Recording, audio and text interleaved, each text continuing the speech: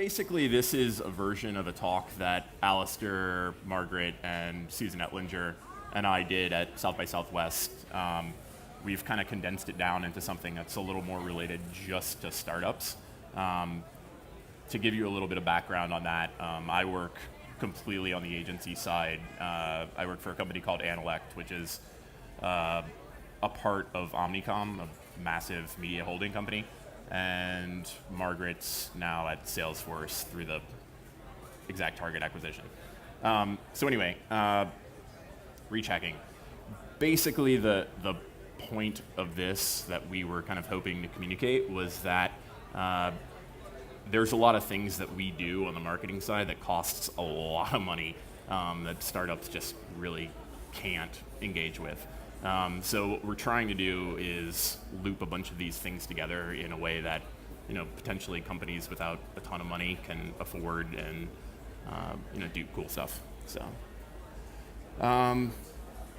Margaret's slide. So basically, want to start with kind of fundamentals here. Obvious Corporation. These guys, you may have heard of them.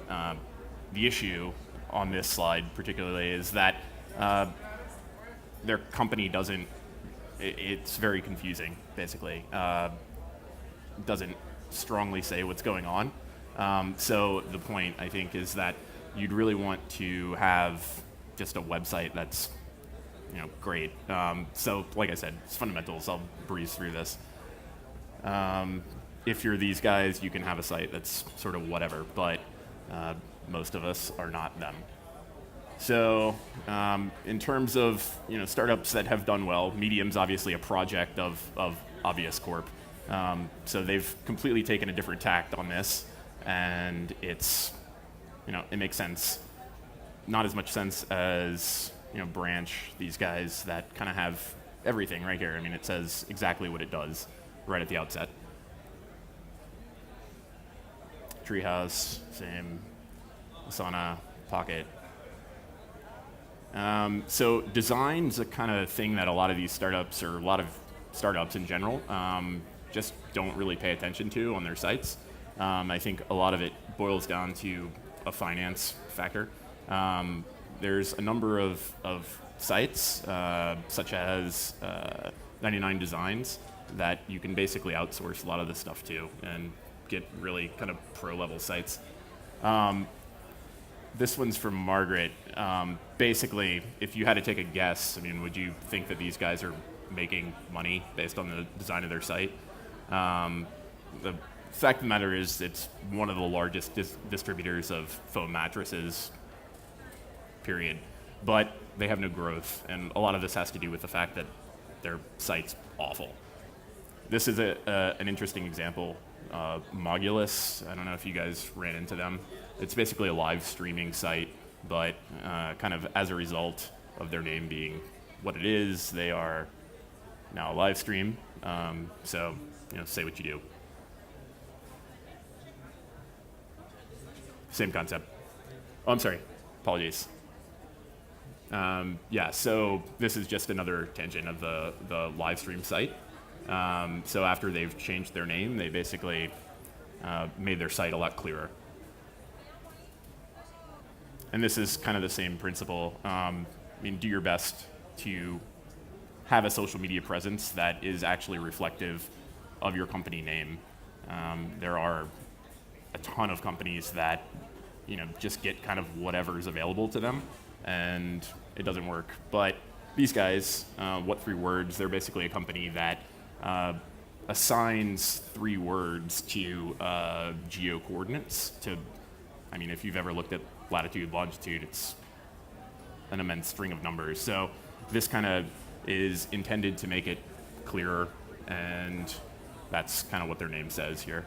And the point is they have the same name on all of their social presences, including Google+, which a lot of people are probably neglecting here. And you shouldn't be, because Google+ gets really great search engine ranking on Google.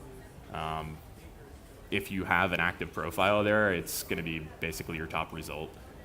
So should pay attention to it. So in terms of grabbing just contact information off of your site or having actual logins on your site, fancy, these guys closed a pretty massive round recently, but there's a layer of obfuscation here in terms of signing up for anything that kind of sucks. So if you look at Pocket, you hit the site and you can get a user right there. Like, it's quick. That's a good thing to emulate. So basically front and center on your sites always have a way to get in touch with you. Branch, right there, they have a great link. Fixu, easy to contact. OpenDNS is awesome. They have just kind of everything. You can show up at their office if you want. That's also a pretty great thing to emulate. Basically, and I'll go back here, but this basically, if I were doing something from a marketing side,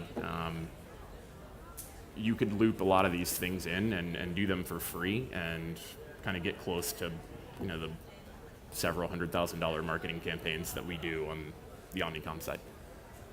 So Recorded Future is a really interesting product, and this is a kind of tools section of this. So if you don't have a massive communications department that is constantly engaging with various events or people throughout the industry, Recorded Future is an interesting solution. Basically, it requires a Twitter account, and when you log into it, it shows you projections of events. And events can be anything from an actual event, such as like an election in an area, or a conference, or the fact that a company might have an earnings report. All sorts of things that could be relevant to your particular topic. And what's interesting about this is that this is a shot of kind of what it does here. So basically, I kind of highlighted the election in Tokyo as something that, if you're doing anything in Japan or whatever, that's potentially a thing that you can target for advertising. You can use this from any real perspective, right? So like if you say cybersecurity, you'll see particular events in the future that would be projected. So if security firms have announcements coming up, then you'll kind of see those things. So unless you're kind of paying attention to that stuff on a full-time basis, then it might be difficult to track. So what would be useful here is saying that this particular event, it could be anything, is a week in the future, and this is a time that you might want to throw up a Twitter promoted trend, promoted stories on Facebook. It's a good point of targeting. Does that make sense? Does anybody have questions about that? Recorded Future. It's a free tool. There is a kind of high-end pro version of it, but you can get a lot of information just from the free side of it. On the paid side, I think it's about $150. It's not like break the bank, but try the free one first. If you guys haven't taken an opportunity to look at the Twitter analytics dashboard, I know it's a Twitter slide, you should, and I'll show you why in a minute. But for a very long time, Twitter has been kind of a black box in a lot of ways. The only way to really monitor it was from an earned perspective. So social media monitoring, you basically had to aggregate a ton of content, and that's what you would do. And that is still what we do, but this makes it a bit easier. So from the analytics side of Twitter, this used to be available only for advertisers, and this is an advertising view. But what you get now as a result, and this is available to anyone who has Twitter, you just basically click at the top and go to Twitter advertising, and then there's a little link at the top for Twitter analytics. So these things used to be intended just for monitoring promoted trends, promoted tweets, things like that. But now you can use them to monitor basically everything that exists in your account. So any tweet that's sent, you can get your engagement numbers behind it. And this is really useful for basically identifying compelling content that's compelling to your audience. And I mean, this is my account, which doesn't really get a ton of engagement, but you can see the ones that get the most favorites or retweets or any link that's truncated or any link that's shared on Twitter basically is truncated through the t.co. So you can see the kind of click metrics on that too. So when you get high levels of click-throughs, obviously that's a compelling point of content and things that you should share more amongst your audience. Because content's king. Content is what keeps your audience interested.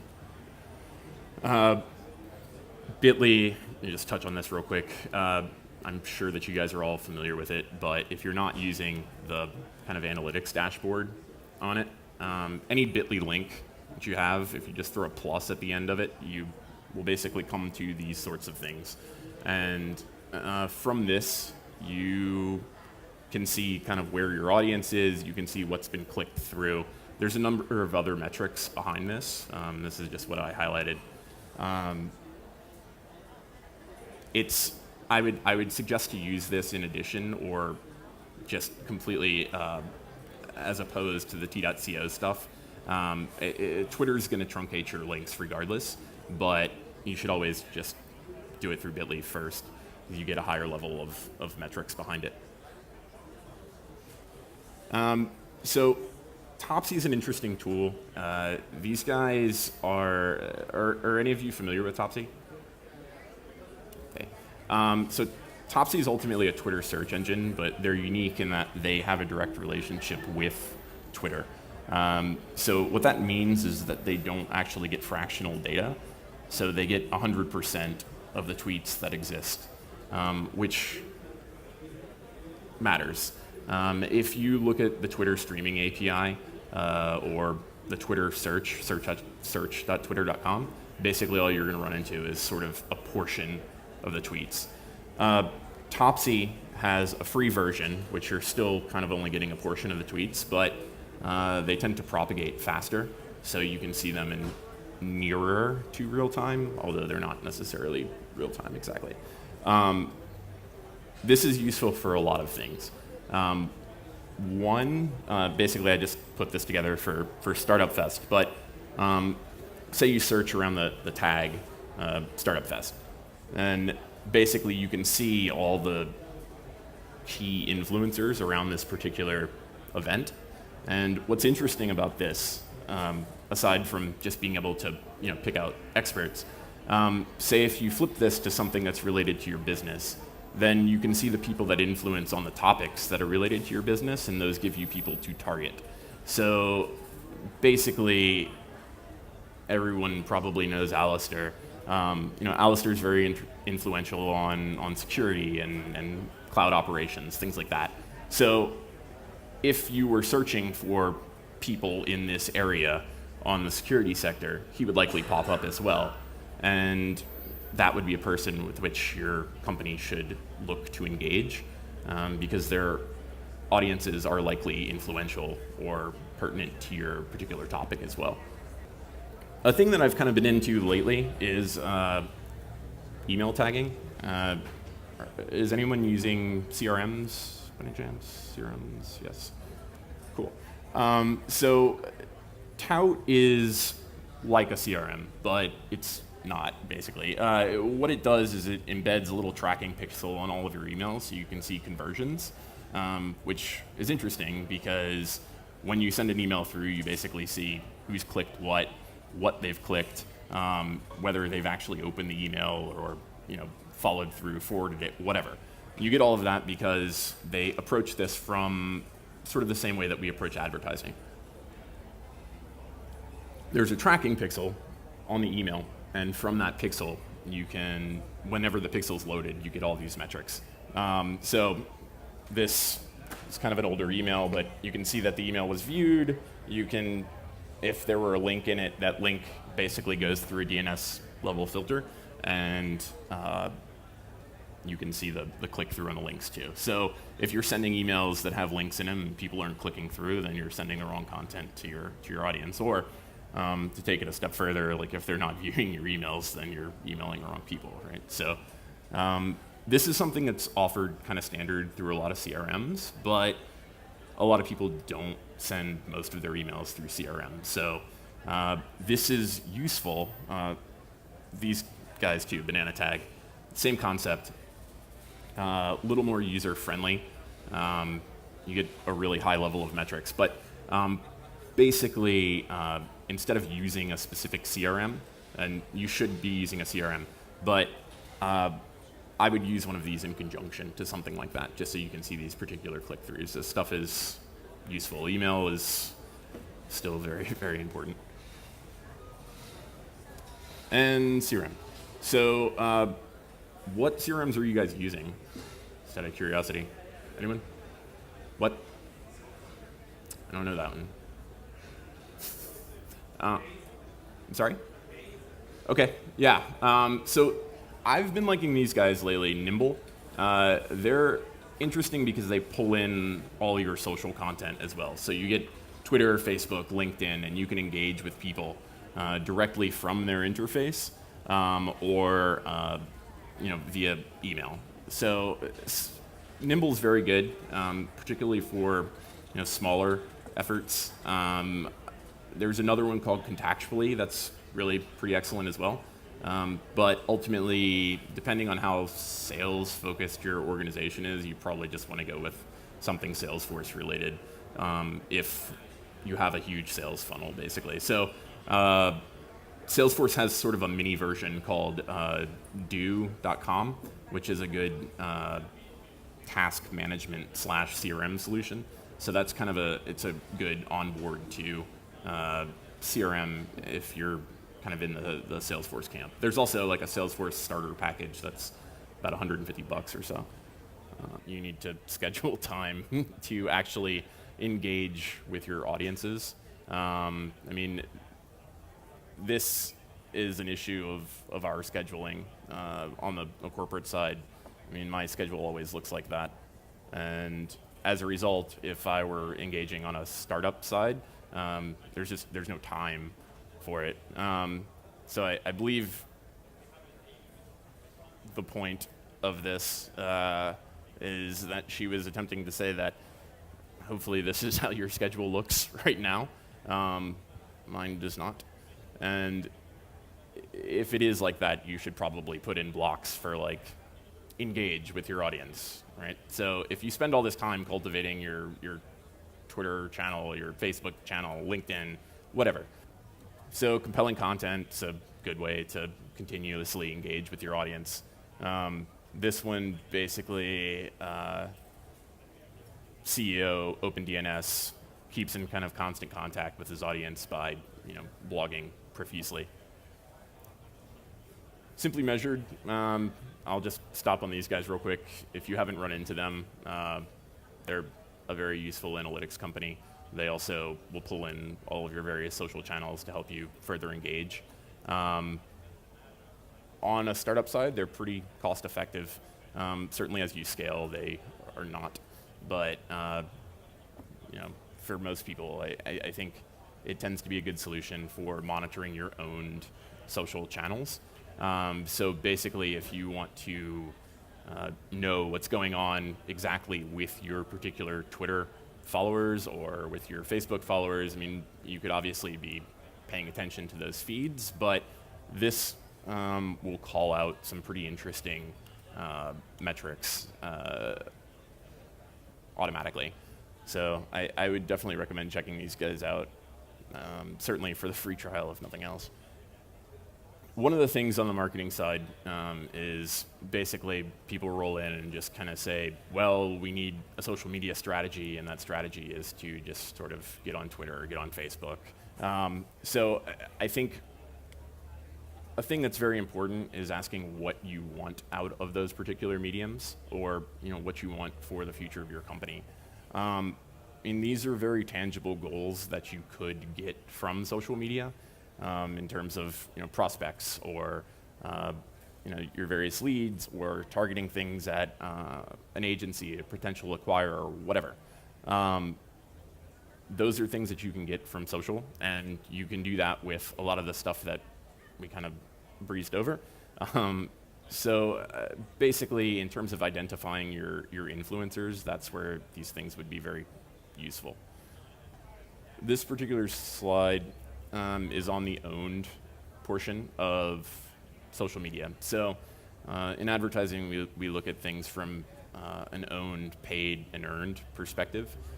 So for this is basically hashtags that are relevant to your company. So this boils into your kind of targeting factors. So if there are hashtags or there are topics that the people that you're interested in are sharing heavily or communicating on actively, those are things that you should definitely get involved with. And what you could do with that, since we went over Topsy earlier, you can use that. Once you identify a hashtag, you can use that to identify further influencers in that particular space, and then you can basically go to that Twitter advertising panel and spend like $100 to promote trends around events that you've identified on recorded feature.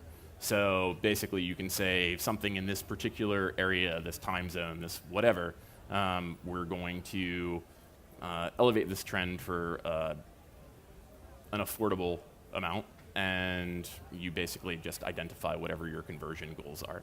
So if it's more followers or retweets or whatever, basically Twitter's pretty good on the advertising side for only kind of charging you for what you get out of it. So you basically bid on how many followers you want or how much you're willing to pay per follower, and you only pay for the number of followers that you get or the number of trends that you promote.